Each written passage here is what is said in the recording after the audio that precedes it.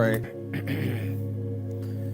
This is part 4 of Fractal Islam. If you're wondering what is it, what is this, what is it that I'm reading, ask the question.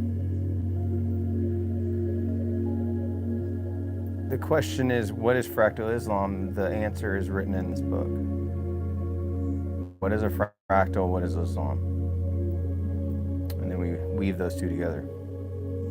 So this is part 4. I am Abe Zucca. I'm an artist, a writer in downtown Phoenix.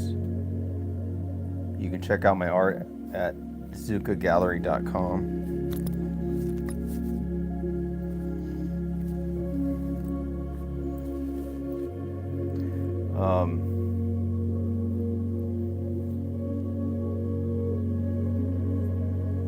Let's begin reading part 4.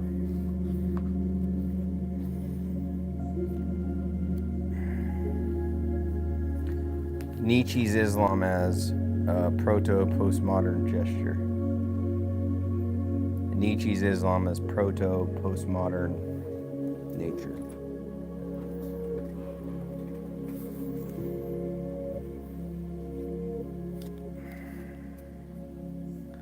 Islam as rhetorical lens, anti-modern scalpel, and genealogical shock vector. To see differently is already to think differently.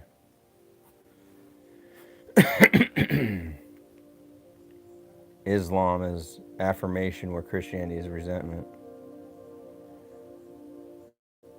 Islam is affirmation where Christianity is resentment. The critique of Europe begins at the edge of Europe. Islam as genealogical device. Nietzsche's Islam is less a religion than a genealogical instrument, a foreign vantage from which Europe's self-deceptions become visible. He invokes Islam not for its truth, but for its utility.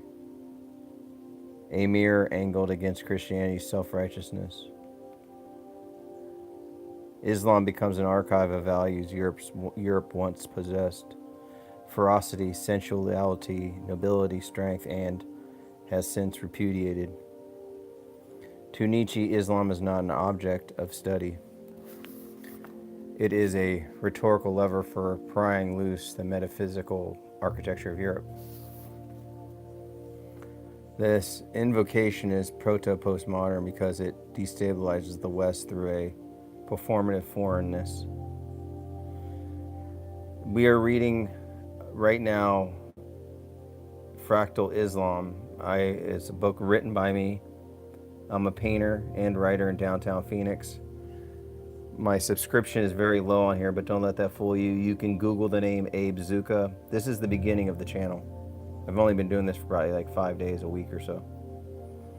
But if you have any questions about what Fractal Islam is or some of the stuff I've read, ask them. The invocation is proto-postmodern because it destabilizes the West through a performative foreignness. Noble Semitic counter-genealogy. Nietzsche needs an affirmative Semitic religion to counter the resentment Semitic religion he despises. Islam becomes that unmasked for answer.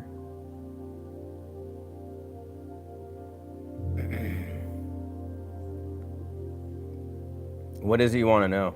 Who wants to know that anyways? I don't know. I don't know what you want to know. Who wants to know that anyways? Who do you even know? Thus Islam serves as a reverse exemplar. Not a model to follow, but a living proof that Christian weakness was historically contingent, not inevitable. The selective praise mirrors a postmodern gesture, constructing the other as a counter-narrative to the same. His Islam is neither authentic nor faithful. It is an argumentative construct engineered to provincialize Europe in the medieval sublime.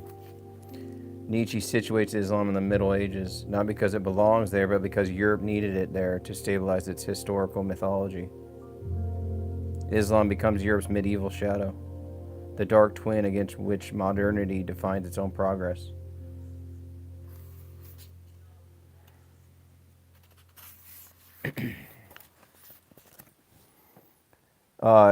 Yeah, check out my art at zuccagallery.com. Try to talk as much shit as you can, and have other people come on here and talk shit too. It'll help the algorithm.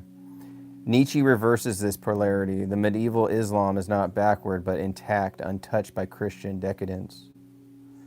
This reversal anticipates postmodern deconstruction, revaluing what the West devalued to expose the politics of valuation. Islam thus becomes a proto-postmodern sign that undermines Europe's temporal narrative of supremacy. Free spirits, assassins, and the amoral kernel. Nietzsche mythologizes the assassins not as fanatics, but as free spirits who have transcended morality. Nothing is true, everything is permitted. This slogan becomes the prehistory of postmodern epistemic pluralism. Nietzsche's use of the assassins anticipates later theories of the subject dissolved into forces, discourses, and intensities. This amoral kernel is a proto-postmodern affirmation of the world beyond good and evil, staged through an Oriental figure. Thus, Islam becomes the mask through which Nietzsche articulates an earlier philosophy of de-centered truth. Nietzsche's Islam is a recurso cosmology. In my cosmological system, Nietzsche's Islam is a Titan mirror, a foreign flame he hurls back at Europe to burn its illusions. It is not Islam that Nietzsche reveals, but Europe's dependency on Islam as an epistemic counterweight. His Islam becomes the first modern instance of using the other as critical leverage, a gesture that postmodernity will later normalize. Thus, Nietzsche's Islam is the primordial fracture where the West begins to critique itself through an externalized image. Ricorso reads Nietzsche's Islam as an early signal of the mirror cosmopolis to come. Nietzsche's Islam as an early signal of the mirror cosmopolis to come. The second Orientalism, postmodernism as after-modern empire. The empire does not return, it redescribes. Postmodernity inherits modernity's orient, only to rearrange its furniture. Decentering is still a form of center. Decentering is still a form of center.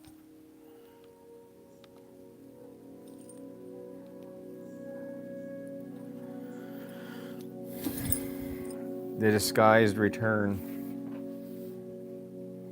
Postmodernity does not abolish Orientalism, it transforms Orientalism into a more refined mode of appropriation.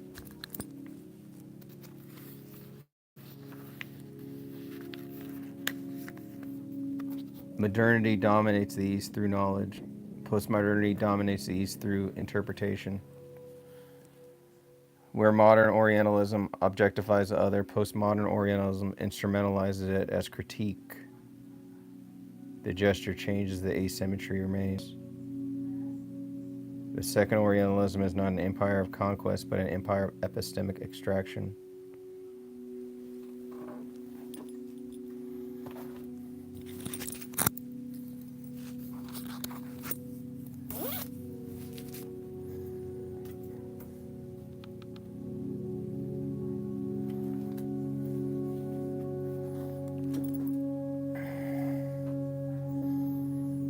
Exoticism as critical technology.